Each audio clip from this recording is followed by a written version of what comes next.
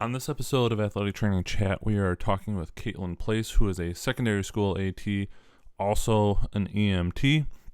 We cover a lot of different things from there and how that relationship is so important and how her credentialing as an EMT helped her set up some new guidelines to ultimately positively impact the care of local high school athletes. Now, she is the first to say that you don't necessarily have to be an EMT in order to make these things happen, and there's a lot of conversation about that within this episode, especially within that relationship. But we also talk about where she works. There's multiple health systems, people going many different areas for their care, and how she has worked to manage all of that and continue to have really great care plus great collaboration and different ways to go about approaching all of that. So lots of good takeaways, not just for the secondary setting, but for anywhere where you're going to have to work with other professionals.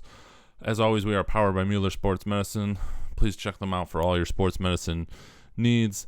They got pretty much everything you're looking for. New things coming out here soon with new ankle braces and also their Revive pneumatic compression, which we will talk about more. We've got an episode coming up with them on that as well, just to talk about the details of all of that. But without further ado, please enjoy this episode.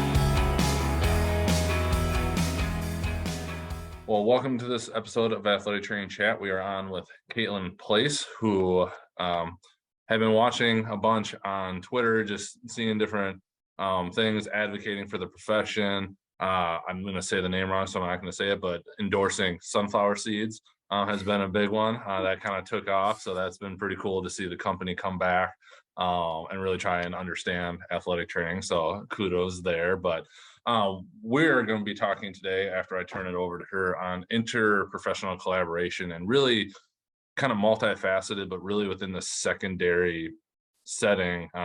Just as we were coming up with topics for this, she brought up a ton of really interesting, scenarios where you have different people going outside of different areas or people that you don't always work with, and how to just make those be the most efficient. But before we get into all that, I just want to turn it over to Caitlin to kind of talk about how she's gotten to where she is today. So Cool. Thanks, Joel. So like you said, I'm Caitlin. I never expected to kind of get as quote unquote big as I have on Twitter. But advocating for the profession is something I'm very passionate about. Which is also kind of what led me to obtain my EMT certification. So I am dual credentialed as an athletic trainer and as a nationally registered EMT. And it's definitely been eye-opening in a really good way, with how the two professions can work together. And of course, as other professions can work with us as athletic trainers, and kind of what that looks like. I have some experience with that too. But my passion is definitely athletic training and EMS. So quick background, I'm in Minnesota, so sorry if I have long O's. Can't help it. fair. You can put captions on. So I actually am from Minnesota, born and raised. I'm back in Minnesota, have been since college. I went to the University of Northern Iowa, graduated in 2016. So I'm only in my 7th year in the profession. I'm still kind of a baby, but I guess on the back half of young professional, which is really weird to think about. Time really does fly. They're not kidding. So yeah, I mean, that's just a little bit about me. Shout out to Chinook Seeds. They're the best. And I still feel very lucky that they chose little me to help them out. So that's really cool. So it's been really fun to kind of seeing the different brands like Dick's and Chinook and other brands like, hey, athletic trainers are important. Oh, gee, thanks. Right. So where do you want to start? I mean, what do you want to know? So I think, interprofessional collaboration is obviously a big topic, and we could go down rabbit hole after rabbit hole about how different things work with, different professions and how that's going in some places versus others, but we'll save that maybe for another day. But just in your experience, working at high school, and then if you could clarify, are you employed through the school district, or are you through outreach? So I am employed by a larger health system, Okay. and then they have a contract with the high school to supply my services. Perfect. And so that kind of sets a little bit more of a stage. So obviously you kind of have team physicians that work closer with, and obviously other professionals. But in the world that is insurance, obviously that isn't always how it works out. That everybody can go to where things are easy, which can complicate things. So maybe just kind of laying the groundwork first of what are some best practices that you found in creating those interprofessional collaborations, both kind of within your health system. You still need to have good relationships there, but also outside of it. Um, I think it all starts with communication. I mean, it's easy because I'm part of this health system. Mhm. So it's very easy for me to communicate with the different providers, the doctors, the nurse practitioners, the PAs, and even the nurses. It's very easy for me to reach out for any information they might need, any information I need. Um, at my last job, I actually worked at a physician-owned orthopedic practice, um, where we actually had, I think it was like 21 different surgeons of different specialties. Okay. Yeah, it was awesome. Anytime one of the athletes needed something, or if I had a question, I would just pop over from the physical therapy side, where I was clinic based, and I would just pop over and find, Dr. So and so and ask what I needed. So having those close professional relationships, especially with the physicians, the surgeons, that's huge. Especially, I mean, everybody that's an athletic trainer knows the pushback that we get when we're trying to make those decisions for the sake of the athlete's health and safety. So having those good relationships means you have more of that support in your corner from people who are quote unquote higher up, especially the physicians and the surgeons. Now, the health system I'm at, we're much more rural. So I actually do not do any hours up at the hospital, up in the clinic. I don't do any of that. I am entirely school-based. So making sure you have access to the EMR in all the right ways so I can communicate with the physicians that way. Because even though I'm there, sometimes phone is hard to get a hold of somebody and get Sure. answers to questions in kind of a timely manner. Because I mean, like anywhere, our health system is short on staff, and so having access to that EMR is huge too, and helps add to that relationship.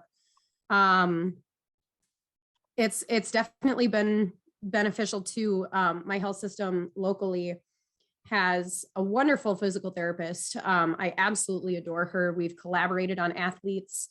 One of the roadblocks to being rural healthcare, and I know other rural athletic trainers will feel this, is people don't always want to go in and be seen, which I mean, fine, but there are times where, I mean, we all know that would make our job 10 times easier. So having that good relationship, especially from a distance. So like I said, I'm not up there every day, but I can still send her a message. I can still call her, be like, hey, I have this kid. Parents don't want to bring them. This is what I'm doing. This is what's going on. And almost kind of do like a drive-by consult, Sure. like you see doctors of different specialties do sometimes. Now, obviously, it would be better to get them up and seen formally, but I mean, we have to work within the confines of what our patients can do and are willing to do. And so sometimes we have to get creative. I mean, we're all athletic trainers, we know that. But she has been wonderful. With her, and then at my last job, I had so many physical therapists, coworkers, that I mean, I worked really closely with. I would work with their patients. I I've always had a really good experience working with other like PTs, ATs, PTAs. So especially things where physical therapists might be getting a little salty about our state licensures and what our scopes allow us to do. I have never experienced that, so I don't understand where that saltiness comes from. Every PT I've worked with, I've been very lucky in this sense. For sure. Every physical therapist I've worked with has understood the scope and the value that athletic trainers bring to the table. So it makes me very sad to see kind of that divisiveness between the two professions at times, because really when the two work together, holy cow, the quality of care that our patients receive skyrockets. Absolutely. At least that's been my experience. Like I said, I've been very, very, very lucky that every physical therapist I've worked with has been amazing. My boss is a physical therapist and he is amazing. I mean, he totally gets what we do. He said he doesn't totally understand. He's never been in our shoes, but he knows the value of us. And he's very supportive. So I don't understand. I want to fix it for everybody, because everyone should have that relationship that I've been lucky enough to have. But it's not always possible. One of the other interesting things that I'll touch on quick is, well, maybe not quick. I work for a large health system, and down in our little corner of the world, we have multiple health systems. And so we can't always, obviously we can't control where patients go. We can suggest, we can recommend. But in my little corner where there's 3 health systems and everybody, every athlete, every patient, they all go somewhere different. Sure. It's really hard sometimes to keep up on the injuries, the clearances, kind of the protocols, especially with post-surgical protocols. It's super important to have those relationships, because obviously if they go to my health system, I have access to their EMR. Right. But if they don't go, if they go to one of 3 other health systems, I'm kind of lost if I don't have those lines of communication open. And I am a huge fan of communication. One of my kind of go-to sayings, my mom told me this feels like 1,000 years ago, but I think it almost daily. You're only as good as the communication you're given. So if you don't have all the information, you can't act on all the information. That kind of idea. And I tell you, that saying has kept me sane in many situations. But that's kind of where it comes into play, the importance of developing those relationships and establishing those communications, especially with multiple health systems. So we have kind of another orthopedic system in our area that a lot of my athletes go to. And one of the things that I've done is I've connected with some of their physical therapists, some of their athletic trainers, because they are almost 2 hours away. Okay. And so those kids are not going to be going, 2-3 times a week for physical therapy. So what we've ended up doing is collaborating, and I will get from their physical therapist or their athletic trainer in that clinic, they will send me their protocol, and I'll see them 1 time a week and they'll see them 1 time a week, or maybe I see them twice to supplement their visits there, even though we're completely different health systems, because ultimately that doesn't matter. The recovery, the health, the safety, the progress of the athlete is what matters. So something like that, it's not worth getting territorial about, because ultimately the patient is going to suffer. And so it's one of those where you establish a good rapport, and you work together for the sake of the athlete. And we've had really good outcomes, with the patients that we have kind of shared in that sense, which is ideal. I mean, that's what we should always want. At my last job, where I was a little more metro, of course, there's doctors and clinics everywhere when you're a little more metro. And we had one physician. He was not part of our practice. He was part of a different practice. And he gave me his personal cell phone number because he worked a lot with concussions. And I think he was also part of like a chiropractic practice, like a physician and chiropractor kind of teamed up to make their own little clinic. Interesting. Yeah, I've not seen that kind of collaboration before. I've seen PT and chiro, but not physician and chiro. And it actually proved really beneficial for this particular concussion case. We were struggling to get through return to play. We had recurrent headaches. So I finally said, hey, you know what? I know this doctor. Go see him, go see their chiropractor, get adjusted. Because at this point, we're like 2 months out from time of injury. This was the longest recovery that I had seen at that point. And was like, we have to try something different. And they got adjusted by the chiropractor, saw the physician. The physician and I collaborated. And within a week after that, we were able to finish return to play. It was awesome. And this guy was not part of our health system, but I mean, you make that meaningful connection and ultimately your patient is going to benefit. So yeah, as much as we like to be territorial, and maybe that's the wrong word. Maybe it's like, I don't know, maybe it's like school pride. We want our school, we want our health system to kind of be the top dog. And sometimes that's just not going to happen. And we have to be flexible. I mean, as athletic trainers, we're flexible with rehabs, we're flexible with schedule changes, kind of everything across the board. So we have to be flexible with this too. But it all comes down to that good communication and having that good rapport with other clinicians who are not part of your health system. So one thing that I've done too is in our area, we have a ton of chiropractors. So what'll happen is they'll go see the chiropractor and maybe then they come to see me. I've seen that a lot. Or they'll see me, see what I say, and then they'll go see their chiropractor and come back. You know, it's any combination. I see it here. That's one of the joys of rural medicine.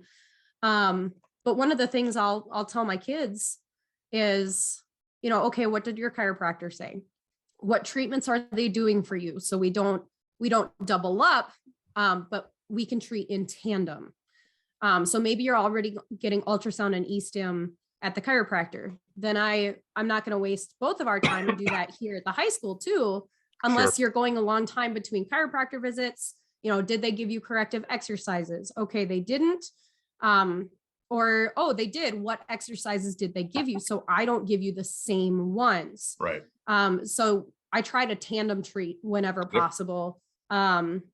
Because the only time that we kind of run into any roadblocks is I can't accept any clearance notes, but I can accept kind of everything else. Like, hey, they were seen in my clinic, or hey, this is the tape job that I think would benefit them. Okay, cool. I'll try it. Like there's no reason to get kind of uppity, you know, because ultimately we're all there for the patient. That's what it comes down to. And if we're doing our job well, the patient always comes first. Now, obviously we can spend all day talking about, okay, well, evidence-based practice says this or whatnot, but I'm also a fan of anecdotal evidence for things. So if ultrasound feels like it helps, do it. If going to your chiropractor and getting adjusted helps, do it. I'm not going to get too worked up about stuff like that. I try to stay pretty chill. So yeah, it's that balance on that kind of evidence-based continuum / it was Kim Barber Fawcett said it, kind of the evidence-based tripod, you know, where you've got the evidence, you've got the experience / expertise of the practitioner, and then the patient beliefs. And you've got to figure out how that all pieces together to ultimately get what you're saying. Absolutely. And that's why, like, if a kid comes back and tells me that they saw somebody else who did XYZ. And I know there's not a whole lot of evidence for XYZ, but if the kid said they feel better, I'm not going to argue with it. I'm just not. It doesn't matter what I think at that point. If the patient is saying it's helping, then okay, let's keep going then. So it's definitely been interesting to going from more of a metro area. I mean, as a student, we worked very closely with our team physician. At UNI, we had our team physician like on the sideline for football games. So it was really cool to kind of see him in action. I actually saw him for one of my own injuries as a college student because I trusted him. And it's been really interesting because that was kind of the only interaction we had as a student with other healthcare professionals. We did have to do like a shadowing rotation with, like I went to the student health center. Some of my classmates went to the local trauma center. I would have really loved that one. I was really jealous. I was seeing lice and infected piercings, and they're seeing like level 1 trauma stuff. But we can't all be lucky, I guess. But then to go to a rural setting where I had physicians and surgeons at my fingertips to now more of a rural setting where the closest surgeon or even surgery center is an hour and a half either way, wherever you go. I mean, we are out in the middle of nowhere.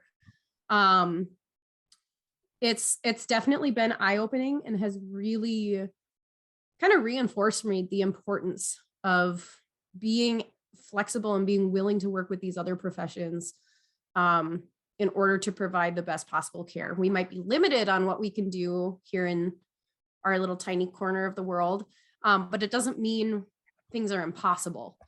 So the relationships that I have, especially with some of the physicians that are an hour and a half away. I mean, I've got personal cell phone numbers for like 2 different surgeons and my neuropsych that I send concussions to. It's been awesome. So you got to find ways to make those connections. It's not impossible. A little Google search, you call the physical therapy department and be like, hey, I need to talk about a mutual patient. And hopefully you get one that's like, okay, and not, well, you're not on the HIPAA release, because I've had that happen too. So, I mean, yeah, find ways to make those connections, find ways to build that rapport, because ultimately your patients are going to benefit. And that's just talking more from like the clinician, PT, physician side of things. So now we're kind of getting into my personal passion, which is the blending of athletic training and EMS. So as an EMT, I mean, I've always wanted to be one. When I lived more metro, they only had paramedic service.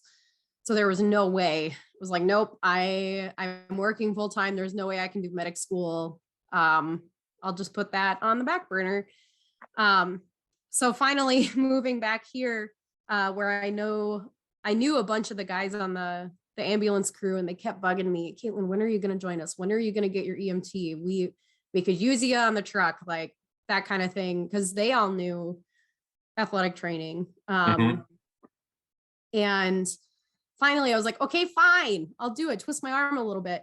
And it's been awesome. I love being an EMT.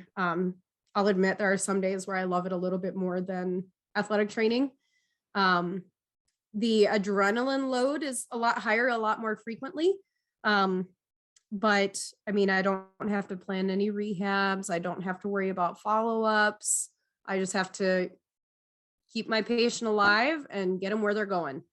So it's, in a weird sense, I know my husband doesn't understand this, but I've said it's a break from AT for me. And I'm still wearing my work shirt. I was actually on call overnight last night, so this is fitting. Gotcha. But one of the things when I was up in the metro area, fresh out of school, like first fall football season as a secondary school athletic trainer, I was covering, I think it was a freshman football game. And those always scare me because as freshmen, like they've probably played football for a while, but they're not big and strong enough to make the hard hits cleanly. Which is kind of both a blessing and a curse.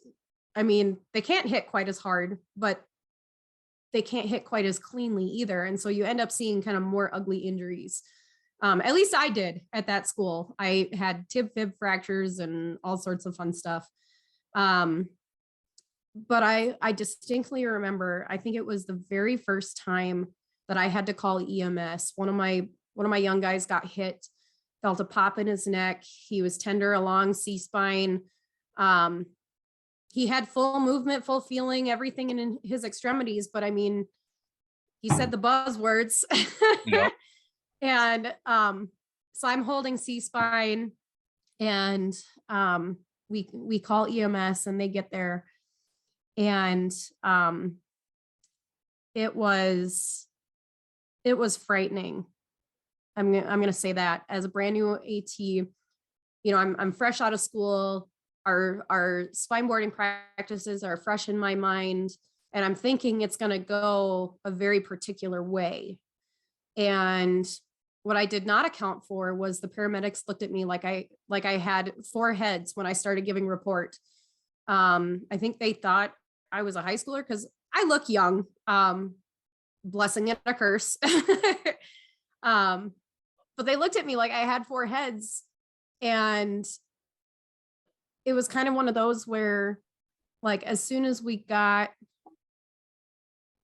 was something wrong with the face mask. Like I couldn't get it off once one of them took over C-spine.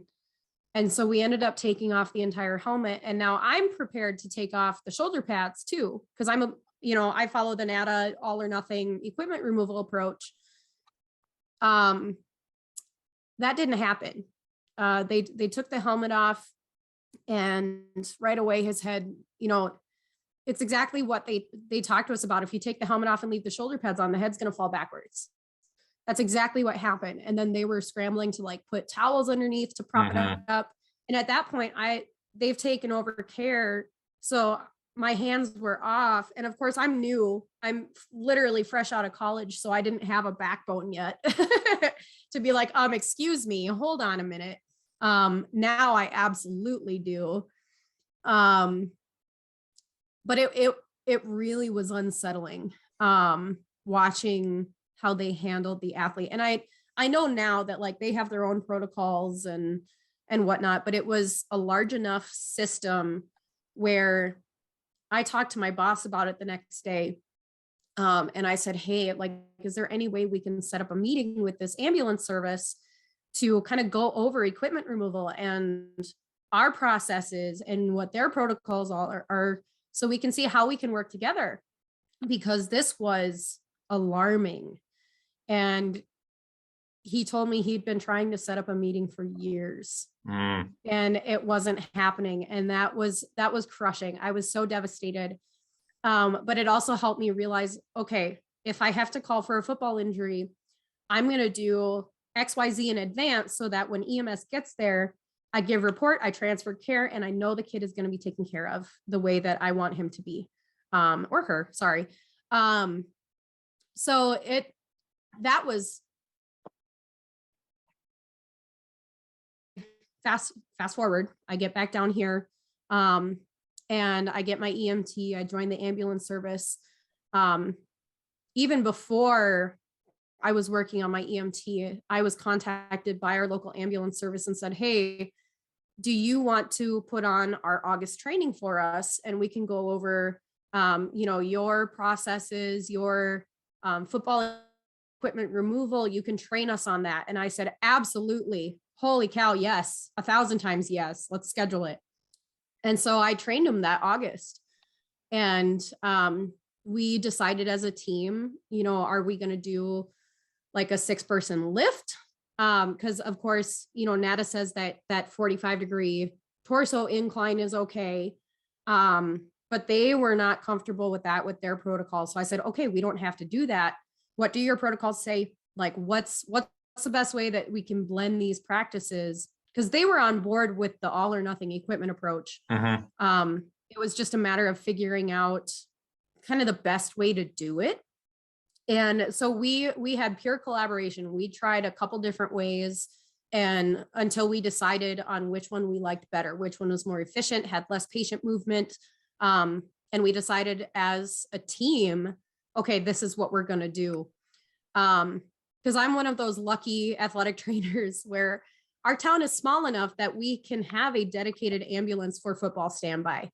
That's not the case everywhere. So I'm very, very, very fortunate. And that's also one of the reasons why I am so passionate about the EMS AT collaboration, because if they're right there, we might not have time to get all the equipment off before they come. They might actually be helping us. And so every year since, I've put on this equipment training, especially as our crew has grown, we've lost some members, we've gained some members. So kind of every year I have a new victim that gets to put on my janky football equipment for training. There you go. I don't make the old guys do it anymore. I did the first year and it was funny as heck. But no, it's been awesome. Now being an EMT myself and being familiarized with their protocols, because now they are my protocols when I'm wearing that hat. I know exactly what the EMS criteria is for spine boarding, or, cervical precautions. And I know what my standards are as an athletic trainer too. And that's just talking spine boarding. One of the biggest benefits that I have been able to accomplish, and I'm kind of a nerd, but I'm super proud of this, is we have cold tubs for football. Obviously, when we start in August and things are hot, heat stroke is a huge concern of mine, because I have had to cold tub athletes before, and I know the benefits of it. You guys all know the benefits of it, especially the cool first, transport second. So when I became an EMT and I'm reading through our medical direction protocols for heat illnesses and heat stroke, our protocol on the ambulance is we put ice packs on all the major pulse points. And we transport them, because we are only BLS. We are not ALS. We can't start IVs or anything like that. So the goal is basically get them to the hospital as fast as we can. Now, as an athletics trainer, that, I don't want to say it rubbed me wrong, but it definitely kind of did. Because I know obviously that cooling first, that cold water immersion is best practice. So I thought, okay, how can we do this? Because if I have to call and my crewmates are coming to pick up my athlete, but I'm there as an athletic trainer, not as an EMT, how am I going to enforce my standard when I know what their standards are? And so I actually, I met with my ambulance director, who is wonderful. And he actually was like roommates with an athletic trainer. Like, he gets what we do. He's seen a little more behind the curtain than a lot of people have. And so when I called him and I said, hey, why don't you come up to the field and watch me prep this tub? Because I want to talk about this. And so he came up and I talked about, the Corey Stringer Institute guidelines. They're basically, what the tub setup is like, what the goal is. I do not have a data therm. Unfortunately, I'm trying to get one. But it's a battle. But I'm trying. But I said, I don't have one, but if we do, don't worry, I will take care of that, because I know it's not in the scope of the EMTs, but it is in my scope of athletic training. And he laughed, because of course, data therms, and was like, yeah, good luck with that. But I said, don't worry. This is what my standard is, even without the data therm. We're going to cool first for, 15 minutes. There's always going to be ice on top of the water. And I showed him the literature that says it is the gold standard. And I said, I get our protocols on the ambulance. I know what our consortium is trying to do. However, if I call you, I'm in my EMT capacity, or I'm in my athletic training capacity. So this is my standard of practice. This is what I will be doing. And I said, I will not let you take my athlete until after that 15 minutes is up, even though the hospital is literally, you can see it from our football field. Sure. It is right up the hill. It's right there. But I said, I will not let you take them, just so the air is clear. Right now, we are going to cool first and transport second. And after looking at the literature, and like the Corey Stringer Institute guidelines, he was totally on board. He didn't fight me on it at all. He said the only hang up would be if they start to deteriorate, if they start to go, say cardiac arrest, then we're going to switch gears to the EMT protocols. And I said, absolutely. Like, I'm not going to fight you on that, because that's what we need to do. If they're deteriorating, they're getting out of the tub and we're doing CPR, whatever we need to do. I said, don't worry, that protocol code switch, or that hat switch that I would have to do, it will not be hard. Because at that point, like, yes, I am with you. So we came to kind of that verbal agreement on site right there. And then, just to be safe, he did run it by our medical direction consortium and explain that one of his members is an athletic trainer. This is her standard of care for heat stroke. This is what we would like to do for our local athletes. And medical direction said, boom, let's do it. So that has been huge. I think it's still the only exception to our EMT heat stroke protocol. But it's a step in the right direction, especially for my athletes.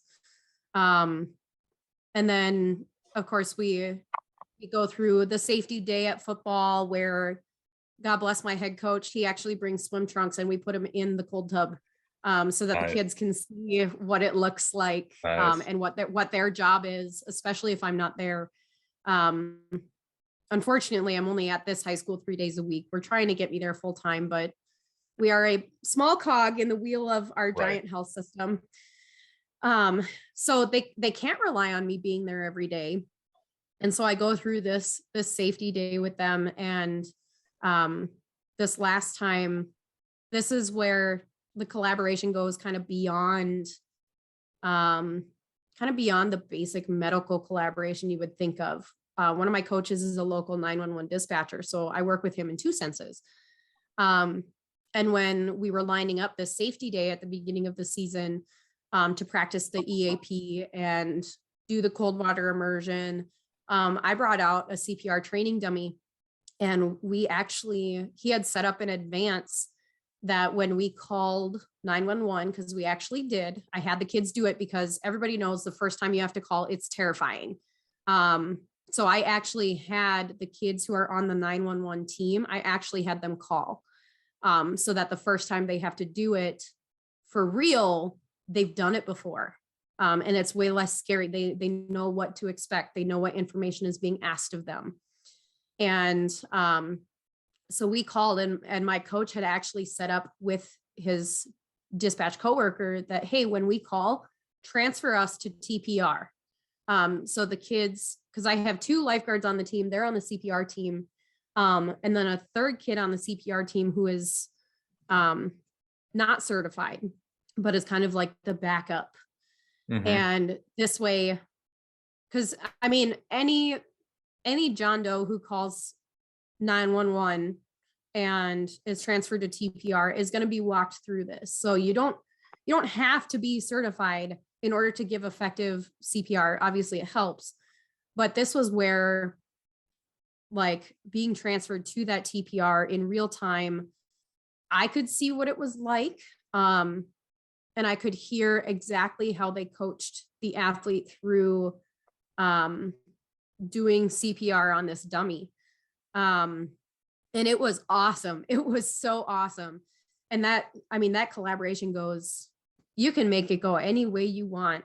One of the things that I'm trying to do not quite as an athletic trainer, I guess, more in my EMT capacity, is with COVID, the high school I'm at kind of put a pause on doing a mock crash. They used to do one every year, kind of around prom time. And then COVID hit and they didn't do it for a while.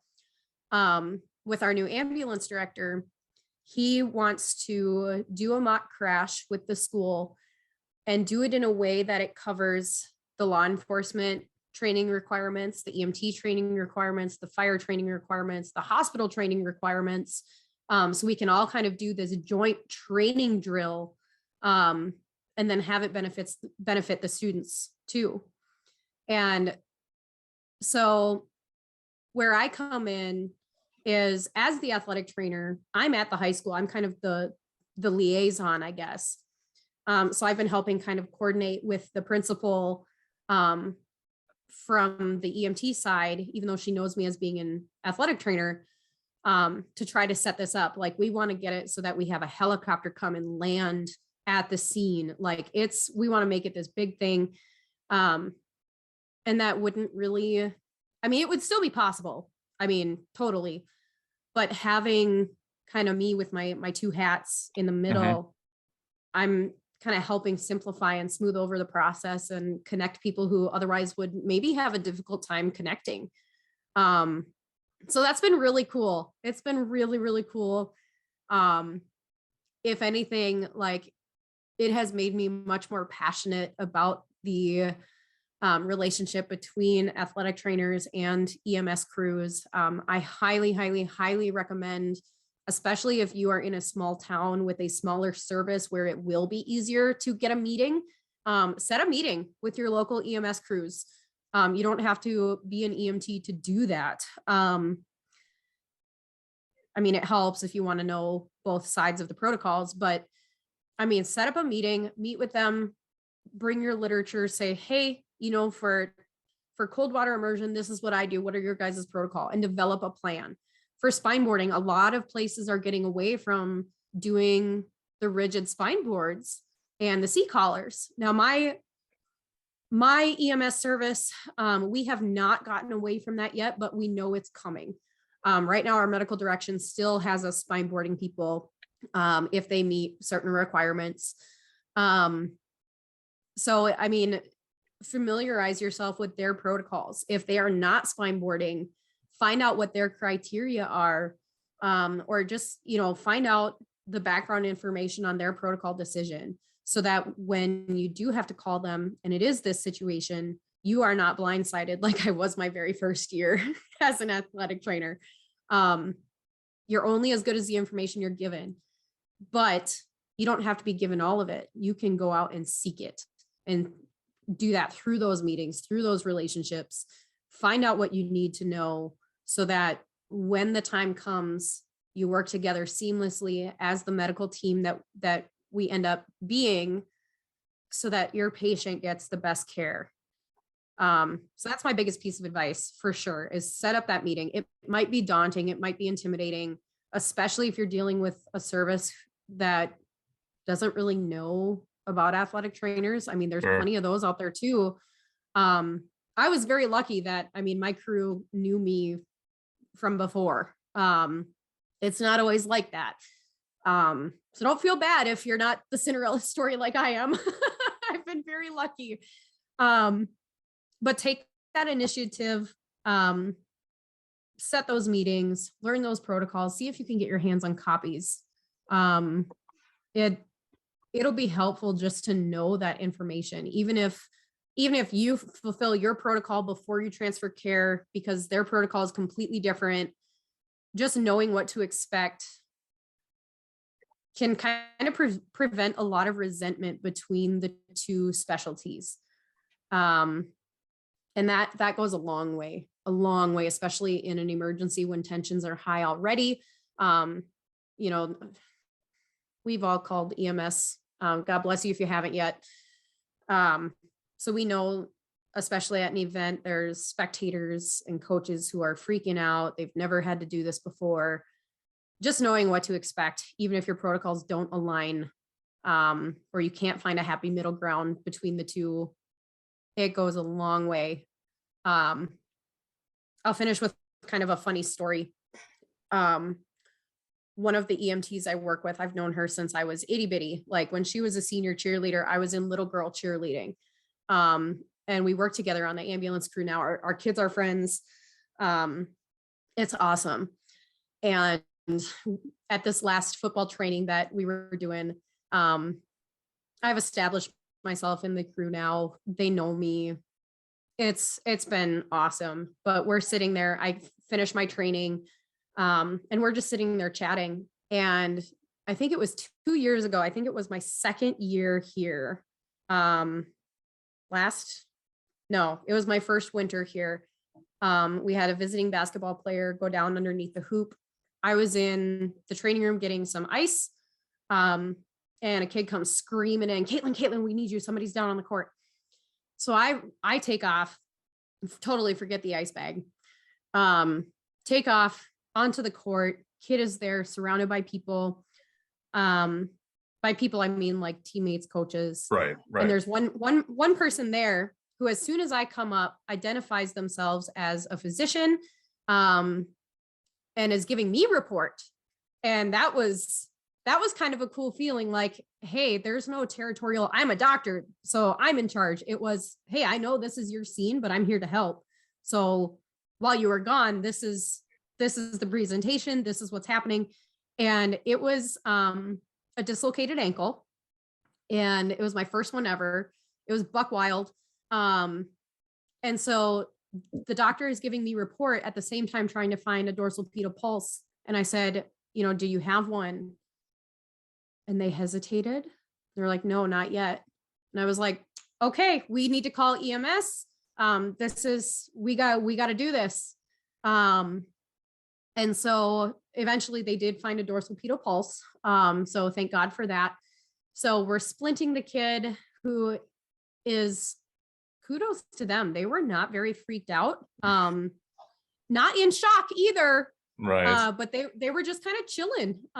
So I give credit to their teammates too, for kind of keeping them focused on them and talking. So it allowed this doctor and I to splint this leg, and actually by splinting it, it self-reduced. So it must not have been out completely. So I'm on the phone with 911, just giving them some more information. And I said, yep, there's deformity. CMS is intact though. We've got the ankle splinted. We'll meet you in such and such parking lot at door number whatever. And so my EMT coworker, who I've known forever, came direct. And so I'm out in the parking lot. I've got the athlete there, with coaches and parents, like supporting whatever. So I'm flagging down the officers who came. I'm flagging down the ambulance. And which, yes, I know usually we send runners to do that. My coaches and my kids were not in the mental space to take that directive at the time. And I don't blame them. And so I went out. The athlete was with this physician. So I went out, flagged down everybody we needed, and my EMT coworker gets out of the personal vehicle. And since she's the first one there, I start giving her report. And it's going well. The truck shows up. We get them loaded, get up to the hospital, all that fun stuff. So fast forward now to a month ago when I did this training. And she's telling me that the very first time with that call, she said it was so awesome to have somebody give such a clean report that she forgot to listen to the report. She was so excited, like, hey, this is awesome. Wait, I need to be paying attention. And hearing that, we had a nice, good laugh about it. Because I've had to call a couple times since. And when they show up, I give report. It's that novelty has worn off because they know that I know what I'm doing. Mm-hmm. But just hearing that was so funny. Because she is like a top-notch EMT. She is wonderful. She knows her stuff. I trust her with my life. So just hearing that, I just laughed. We had a good time. But I mean, again, those relationships are important. She knew who I was, even though I wasn't an EMT at the time. She knew who I was, knew what I was capable of. And so she knew that when I give them a prepackaged patient ready to go, they know that all like half their job is done essentially. So it's been really cool. So, I mean, anyone who wants to encourage or wants to pursue kind of an EMS background, I say do it. Especially if you're in a small rural area like me, it'll only benefit your athletes. One of the other benefits is when I'm on the sideline and spectators see me and then they have to call 911 and I show up to their house at 2 a.m. They've seen me before. They know that I will take care of them. Or I show up to your house at 2 a.m. and then you see me on the sideline protecting your kid during their sporting event. They trust me. So that kind of personal inner collaboration, I guess, with myself in the community has been super beneficial too. So yeah, anyone who wants to pursue it, I encourage it, at least to, I don't know, put that feather in your cap. It's useful. It's been awesome. I can't speak enough to how it has benefited my athletes and will continue to benefit my athletes in this area. I hope to increase that and maybe change some more EMS protocols along the way. There you go. So we kind of covered the gambit of interprofessional collaboration. Ready to jump to the athletic training chat questions? Heck yeah, let's do it. Where do you see athletic training going in the next 5 to 10 years? Oh boy. That's a good question. And I knew you were going to ask. So I've had time to kind of prep my answer and I still don't have a very good answer. I think that's fair. I got grandfathered in. They made the switch to the entry-level masters kind of right after I graduated. And I can see what they were trying to do with that. But I think personally, I think that switch has kind of missed the mark. I don't think it's going to do for the profession what we want it to do, what we need it to do, unless there's some other changes that take place. And I don't know entirely what those changes are. I mean, we can talk all day about salary and work-life balance, all that stuff. I know there's been some discussion too about, are we trying to do too much with athletic training? Are we trying to kind of overdevelop the profession? And I mean, those are all really good points, really good thoughts. We could talk all day on it, but with what I've been seeing lately with the shortage and COVID did nobody any favors in the healthcare world. Obviously not just the healthcare world, but I mean, COVID really hurt a lot of healthcare professions, us included. I don't know. I don't know where it's going to go. I am worried a little bit for where it's going to go. I think some things need to be examined. Some things need to be changed if we want to keep seeing the profession grow. Not just the need, but be able to fill that need with working professionals. But I'm worried if things don't change, we will be a very transient profession. And that scares me. I mean, athletic training is all I've ever wanted to do. And even the thought that someday this profession might not exist, it's worrisome. It's definitely worrisome. So I don't know. I don't have a good answer. I'm hopeful. I try to remain hopeful. But like I said, I don't have I don't have the answers. I don't have, what needs to change. I don't know entirely. I don't know. I hope it moves in a positive direction, but at this point with the conversations I've seen and the troubles I've seen, and even just through my own recent struggles, burnout is real, and it's more prevalent now than I think it has been in recent years. I know I was ready to hang up the scissors just a couple weeks ago. I don't know. I hope it goes somewhere positive. I hope it survives. You had mentioned, you've been in the profession, 6-7 years now, still relatively new into it. But if you could go back and give yourself some advice as a younger athletic trainer, what would that be, and like what time frame would you go back to? Oh gosh. Oh boy. That's a really good question. I think I would maybe go back to 2 time periods. The first being my senior year as an athletic training student. And I would say, oh gosh, I would say hang in there. Backbones and thick skin develop with time and experience. I could talk all day about my senior year. But I would just say, it's not always like this. So hang in there. It will be different, and you will be in a position where you can determine what you do, decisions you make. It'll be different. Hang in there. And then I would probably fast forward to, I don't know, when I was working at my first job out of school. I was there for a couple years. I think I would also say hang in there. It's not always like this. I did not have a great experience with the high school I was covering at the time. I loved the kids, but it was really hard. It was really stressful. But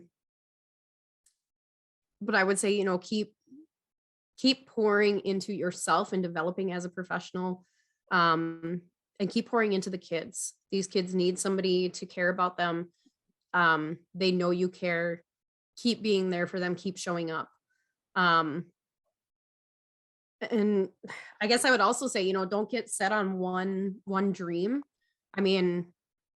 Before recording, we talked about the couple of professional dreams I went through before I kind of settled on where I'm at now, which ultimately became my dream job.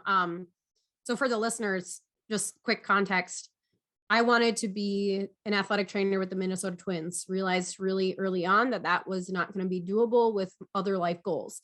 I wanted to work at a kind of world-renowned health system, and then realized after having some experience there, I didn't want that either. So now actually I'm covering the high school I graduated from.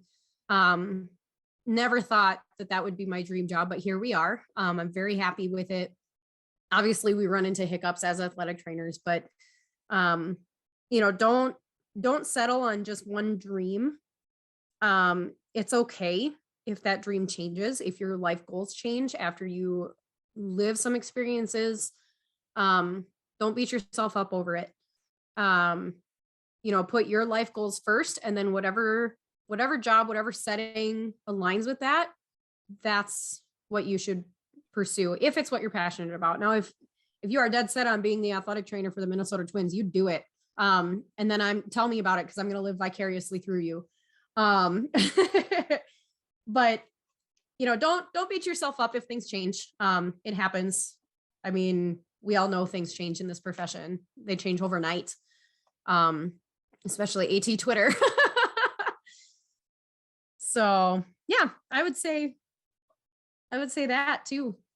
Don't get hell bent on one thing, especially if it does not align with what you want to do with your life outside of work. That's important too. Work-life balance. Find it. Trust me. I promise. Definitely. What has been the most influential resource you found in your career? Oh my gosh, my mentors.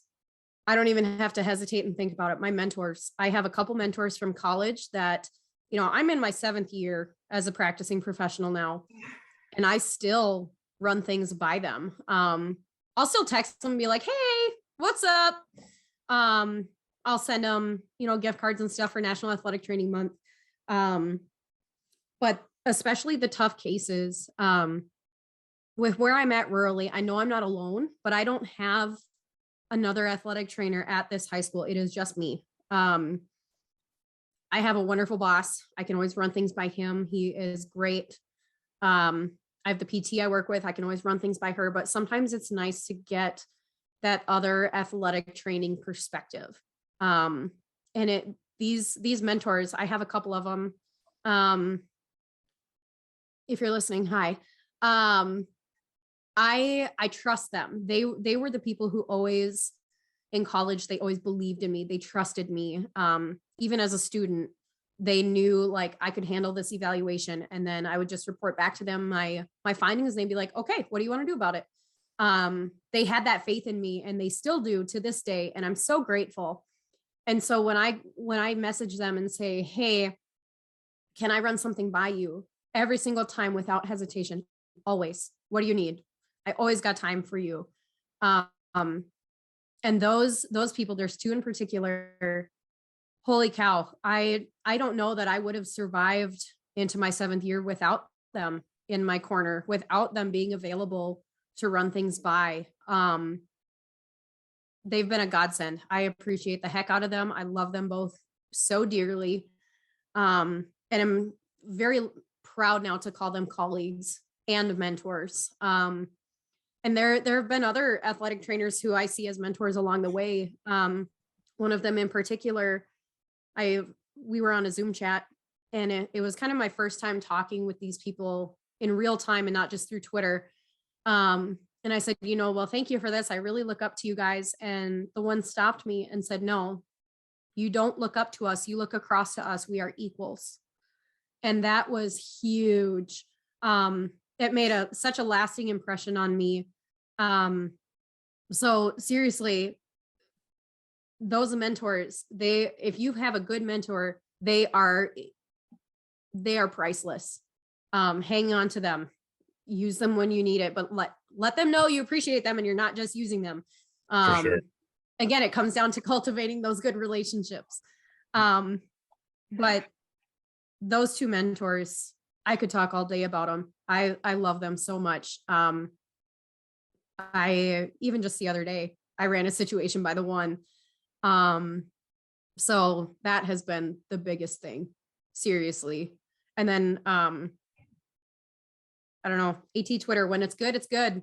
I use that a lot too, especially, there was a thread recently about, fatigue related to ACL tears. And I would not probably have found those resources, had it not been for AT Twitter. So make those connections, use us. I mean, we're all there for the betterment of each other. But that's been huge too, especially with finding different studies and stuff. So Absolutely. yeah. As an AT in your role, how do you take care of yourself? Oh boy.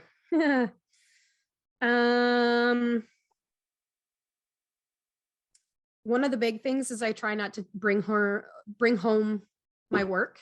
If it means I stay 20 minutes later at the end of the day to finish up documentation or send a home program or something like that, I'll do it.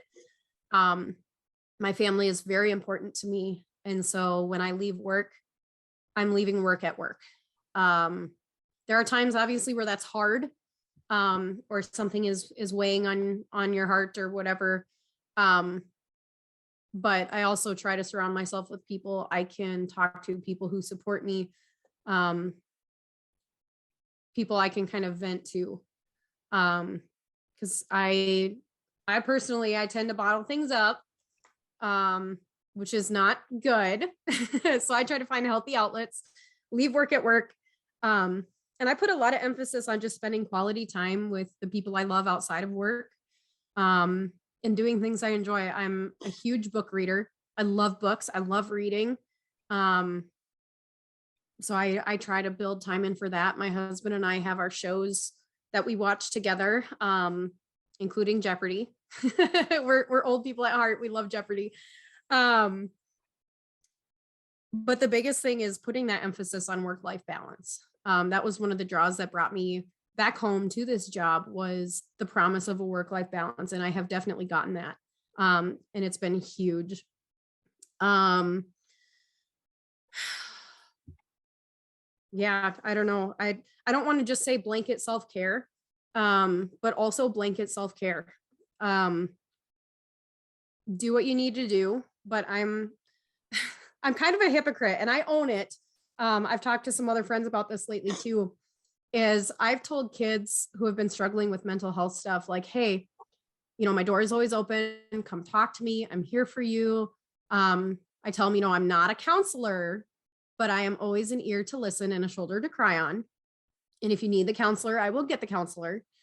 But I've told kids, like, hey, if you need a mental health day from your sport, come talk to me and I will assign you a mental health day. I will hold you from practice and communicate to coaches that you are with me.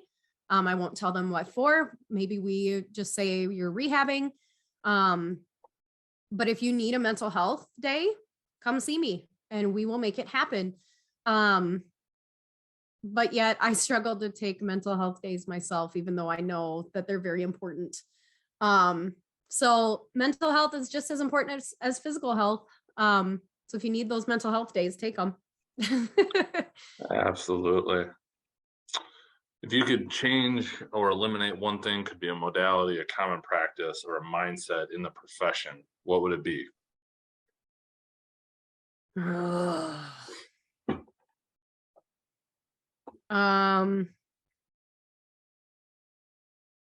That's a really good question. My first thought goes to K-tape, getting rid of K-tape, but That's fair. it's so, I would say K-tape with the caveat, get rid of it for quote unquote turning off and turning on muscles. It doesn't do anything, but keep it for swelling and bruising and proprioception. Basically, get rid of it for what the evidence doesn't support, keep it for what the evidence does. That's where my first thought goes. The other thought is, and this is not quite seen in athletic training, it's more seen in kind of the areas that surround athletic training, like clinical practices, stuff like that. I really wish that, I know as a profession, we are always working hard to educate the public on what we do, who we are, what our scopes are. But just the mindset from other professions about concussions. I am so passionate about concussions. And nothing irks me more than seeing people still grading concussions, or saying, well, the symptoms are mild, so the concussion's mild. Or my personal favorite is, well, their pupils were fine, so they must not be concussed. Love that for us. It's super frustrating.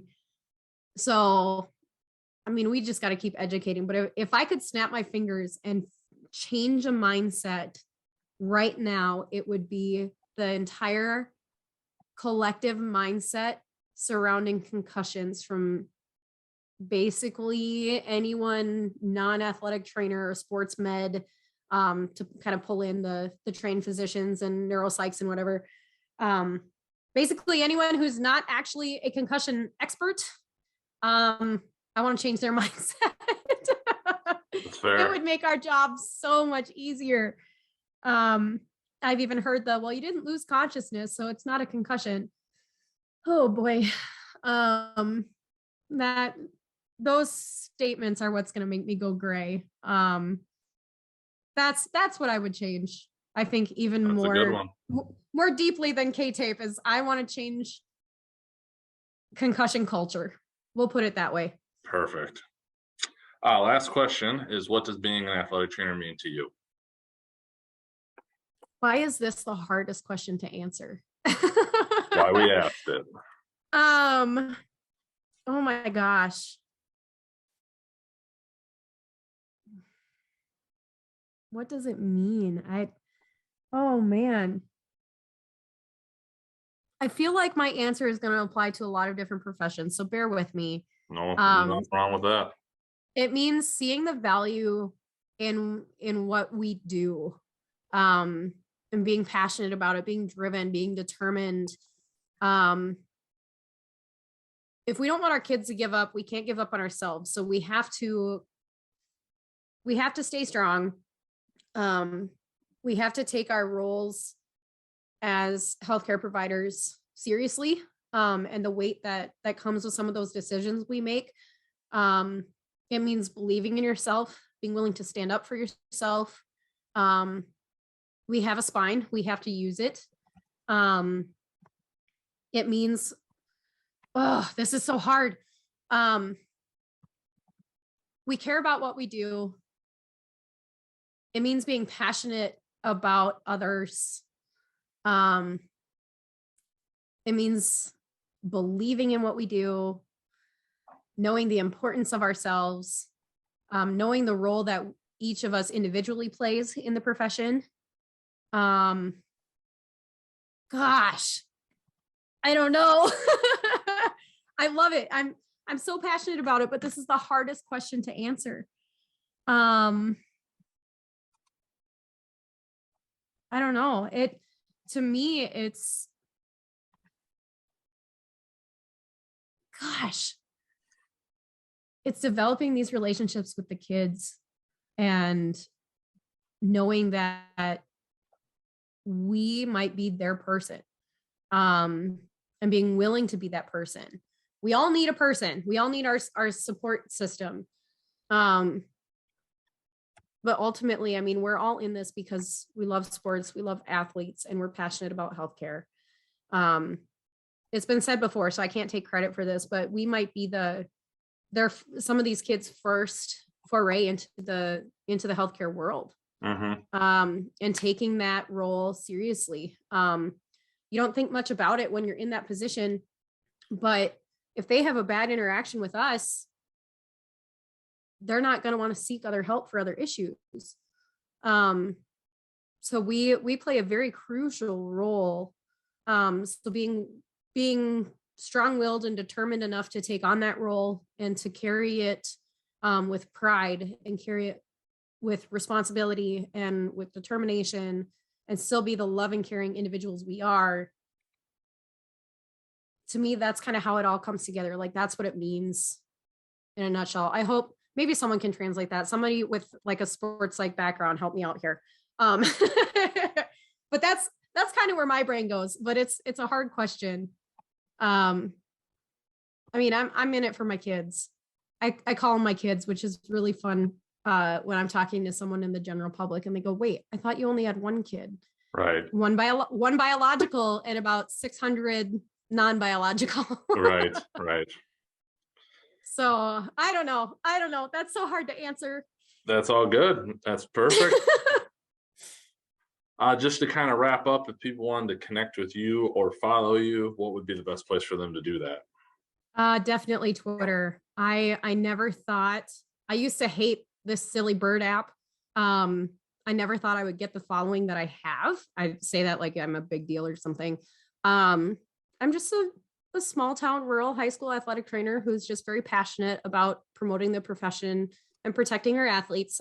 So if you want to follow me, see my rantings, my musings, read my sassy tweets, at Cater, CAITRATC.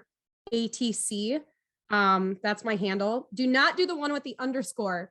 I signed on today and there's somebody impersonating my account. So it's, there's no underscore behind it. That's the naughty person who needs a timeout. So at Cater ATC is me. Come follow me. Come join my crazy. Yeah. Awesome. Well, we will link that up as well, so people can just click on it and get to it. Appreciate you taking the time. Look forward to staying connected in the future, and good luck getting through the rest of football season here. Thank you. We play tonight. We're 7-0, hoping to make it 8-0. Nice. It's our last regular season game, and yes, it is a Wednesday night.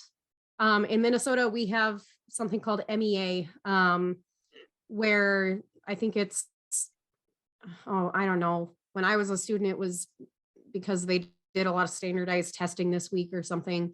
So there's actually no school Thursday and Friday. So our MEA game is tonight, and then our first playoff game is next Tuesday. So wish us luck. We're hoping to go 8-0. We made it to section finals last year. We're hoping to make it to state this year. So should be a fun game. Awesome. We'll be rooting for you, and we'll look forward to chatting with you in the future.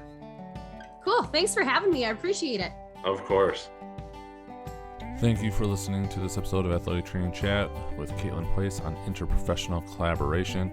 Our guest was Caitlin Place, who is a professional collaborator within the professions, and your host is me, Joel, who is definitely looking to do some more collaboration, trying to find new ways to help try and make things just a little bit better for anybody that we can. As always, we are powered by Mueller Sports Medicine. I know not a lot of people get up to Wisconsin for any reason other than maybe having to travel for sports. Not exactly the vacation destination, but if you do and you find yourself in the Madison or even the Wisconsin Dells area, yes, that is a tourist spot. Highly recommend connecting with the people at Mueller to go check out where they're at, what they do. It is such a cool facility in a small Wisconsin town that is just such a focus on athletic trainers. So highly recommend potentially doing that. You can always reach out to us. We can try and help facilitate as they're just great people to work with. Thank you for listening. We appreciate it. Your support just by listening is helping us fulfill our Throw a Lifeline program. If you'd like to donate more to that, please check out clinicallypressed.com/Throw a Lifeline to donate any amount of money. Everything goes to getting this equipment out to ATs that need it. Thank you again, and we'll talk to you next episode.